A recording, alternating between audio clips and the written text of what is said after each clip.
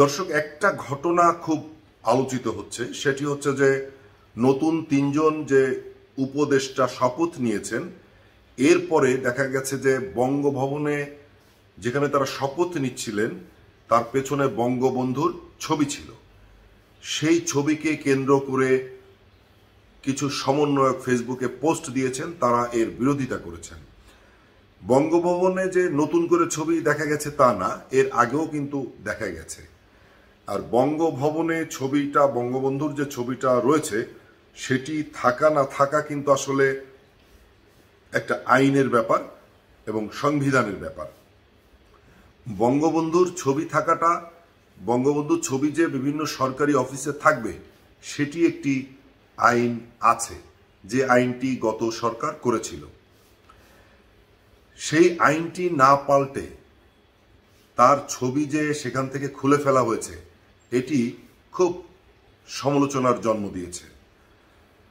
আমরা দেখলাম যে কয়েকজন সাংবাদিক এটি নিয়ে কিন্তু অনেক আলোচনা করছেন। বিশেষ করে দেখলাম মাসুদ কামাল, সাংবাদিক মাসুদ কামাল, তিনি এটির বিরোধিতা করেছেন। আমরা দেখলাম যে মঞ্জুরুল আলম পান্না, তিনি এটার বিরোধিতা করেছেন এবং অনেকেই বিরোধিতা করেছেন।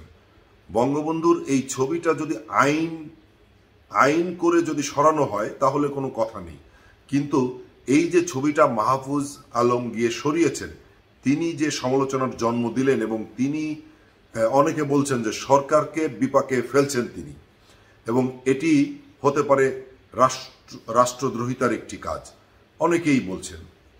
এমনকি আমরা একটু আগে দেখলাম যে বিএনপির সিনিয়র একজন নেতা রিজভী, সেই রিজভীও তিনি বলছেন যে বঙ্গভবন থেকে শেখ মুজিবরের ছবি সরানো উচিত হয়নি। তিনি কয়েকবারই এটা উল্লেখ করেছেন, স্পষ্ট করে বলেছেন যে সেখান থেকে কেন তার ছবিটা সরানো হলো। এবং তিনি কিছু কথা উল্লেখ করেছেন যে মোস্তাক ক্ষমতায় গিয়ে বঙ্গবন্ধুর ছবি সরিয়ে ফেলেছিলেন, জিয়াউর রহমান গিয়ে আবার সেই ছবিটা তুলেছিলেন। তিনি বলেছেন যে এখানেই আওয়ামী লীগের সঙ্গে বিএনপির পার্থক্য। এখন ব্যাপারটা হচ্ছে যে যদি আইন করে আপনি সেটা সরান, কোনো কথা নেই, কিন্তু এখনো পর্যন্ত সেই আইনটা তো বলবৎ আছে। সেটি না করে আপনি যদি সরান তাহলে সেটি সংবিধান বিরুদ্ধ একটি কাজ।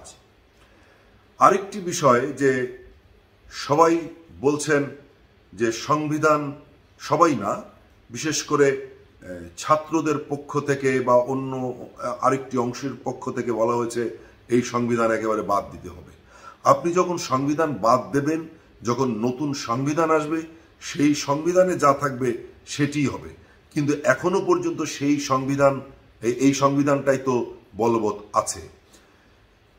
এই যে গত 3 জনের আগে 21 জন শপথ নিলেন, তারা তো এই সংবিধানের আন্ডারেই শপথ নিয়েছেন, এবং এই 3 জন যে শপথ নিলেন নতুন করে, মোস্তফা সরোয়ার ফারুকী, শেখ বশিরউদ্দিন এবং মাহফুজ আলম, তারাও তো এই সংবিধানের আন্ডারেই শপথ নিয়েছেন।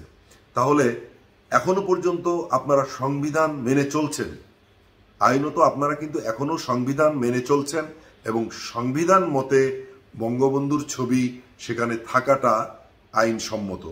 যখন এই আইনটা করবেন যে সেখানে কারো ছবি থাকবে না অথবা অন্য কারো ছবি থাকবে, তখন এটি নিয়ে আর কোনো আলোচনা হবে না। কথাটি এই কারণে বললাম যে এটি কিন্তু ভীষণ রকমের সমালোচনার জন্ম দিচ্ছে। যে কোনো কাজ করতে গেলে সেটির একটা নিয়ম আছে, একটা আইন আছে। আর সবচেয়ে বড় কথা হচ্ছে যে একজন মন্ত্রীর পদমর্যাদার মানুষ মাহফুজ আলম, তিনি ফেসবুকে একটা স্ট্যাটাস দিয়েছেন এবং তিনি বলেছেন যে 24-এর এই আন্দোলনের ব্যাপারটা যতদিন থাকবে ততদিন শেখ মুজিবর থাকবে না বা তার ছবি থাকবে না। আপনি আইন করেন, আইন করে ছবিটা বাদ দেন, কারোর কোনো আপত্তি থাকবে না। সবাই সংবিধানের প্রতি শ্রদ্ধা রাখে, এবং আপনি যে সংবিধানই সামনে করবেন না কেন, সেই সংবিধানের প্রতি মানুষের শ্রদ্ধা থাকবে। আগে সংবিধান করেন, তারপরে এগুলো করেন। সবাই ভালো থাকবেন।